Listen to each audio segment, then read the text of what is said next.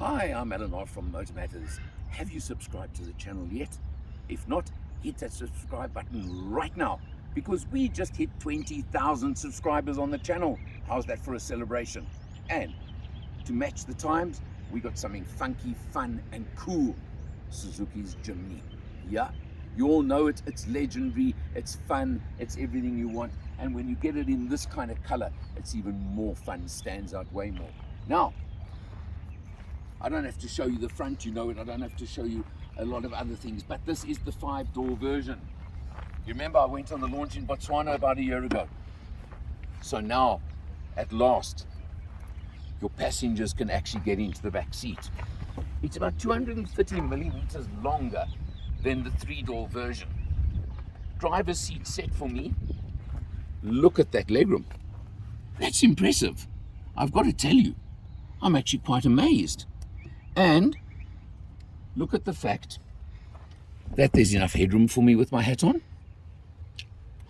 The Jimny is a bit of an intimate vehicle. What do I mean by that? Well, it's pretty narrow, even in 5-door.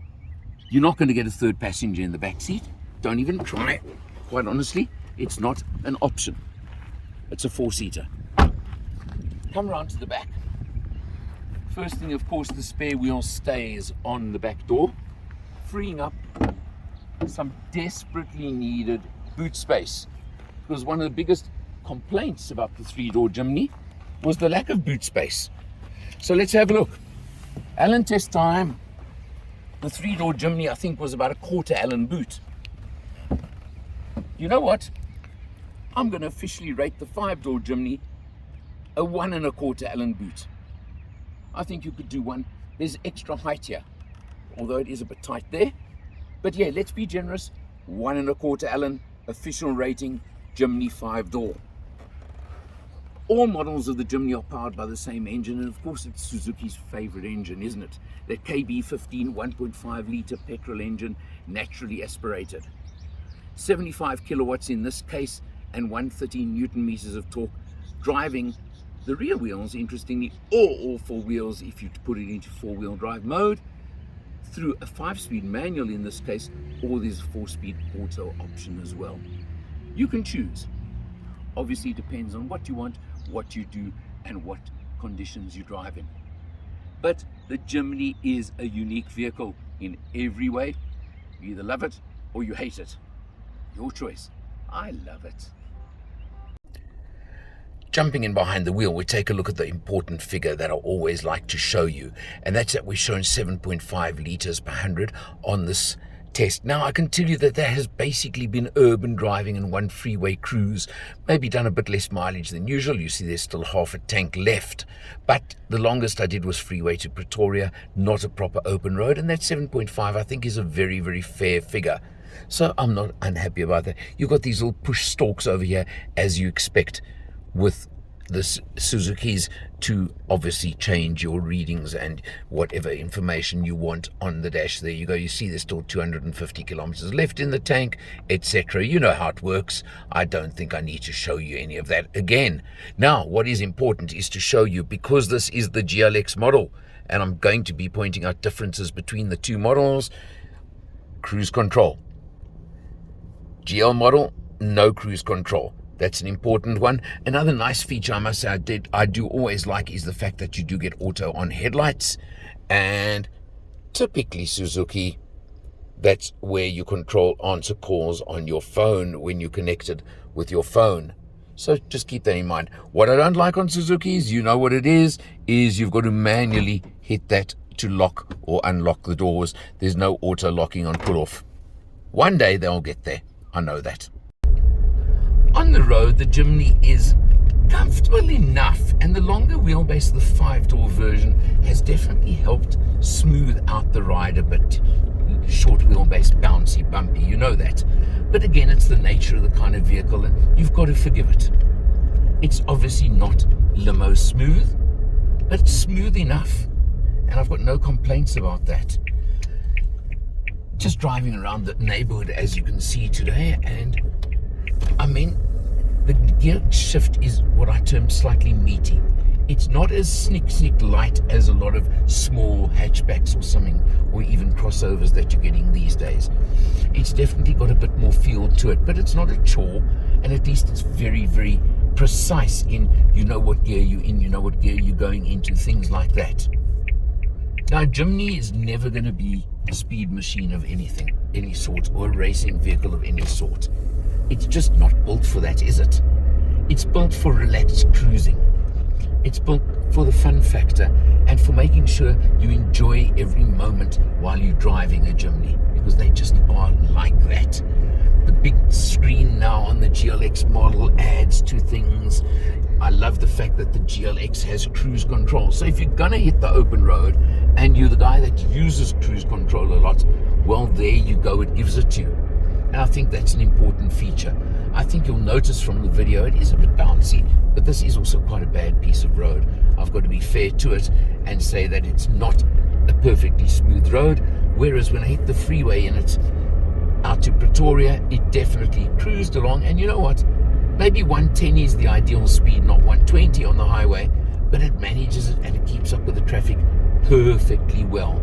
And that's what you always want. As long as your vehicle can do that, I'm in my happy place. It's when you can't even keep up with freeway traffic that it becomes a chore. But just overall, it's easy to pilot because it's so tiny. It's easy to park, to place, to do anything of that sort. You know what I'm talking about.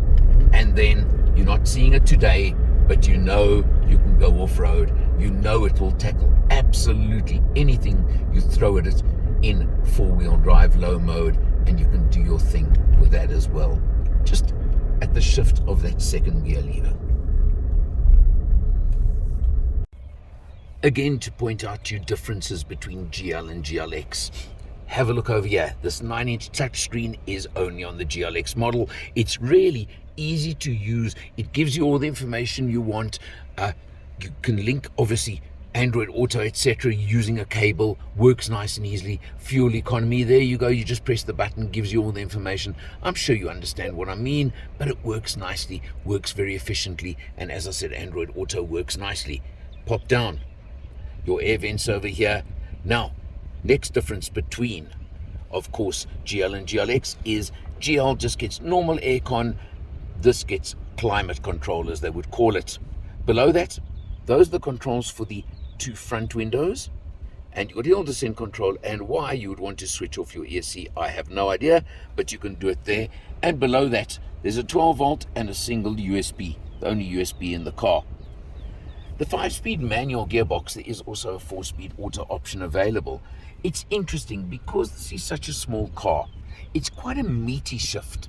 And what I mean by that is it's a little bit heavier than you expect, but it works well. It's nice and easy to drive.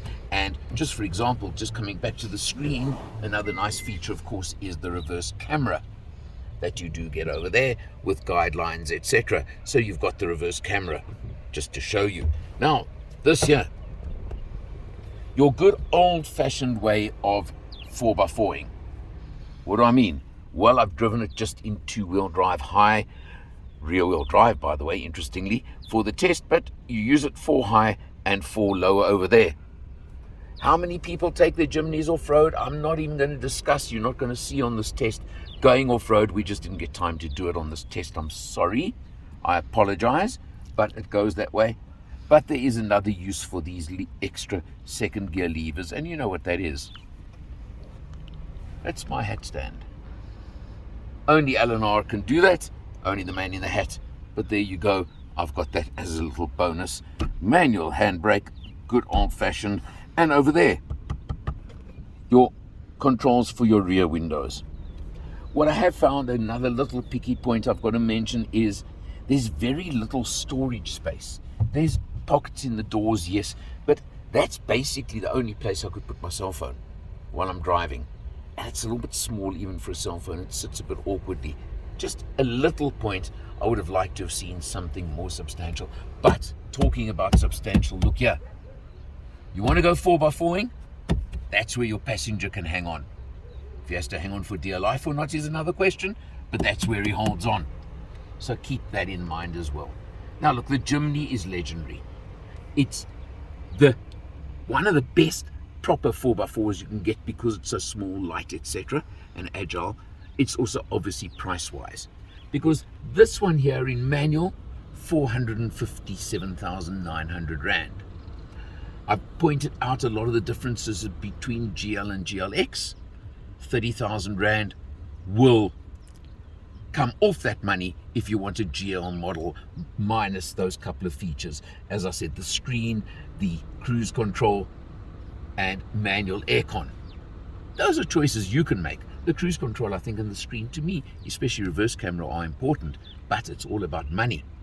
Interestingly, same difference applies if you want a 2-door or 4-door, or 3 or 5, as Suzuki call it. Let me get that right. Let me be correct about my figures and using my terms. So that 30,000 Rand is a critical point, or 20-odd thousand Rand extra if you want the auto box. Still all under 500,000 Rand for such a capable little 4x4, such a funky vehicle, and such a legendary little vehicle. There's still nothing else on the market to match it, so I can't compare. Just not going to happen. Jimny is Jimny, and that's the point.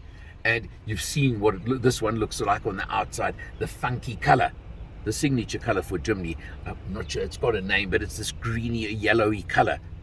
Just stands out, but it's part of the fun. You either love it or you don't. Simple as that. But if you're into this, I can only recommend it. I can tell you that much. For MotorMatters, I'm Alan R, and I'll see you next time.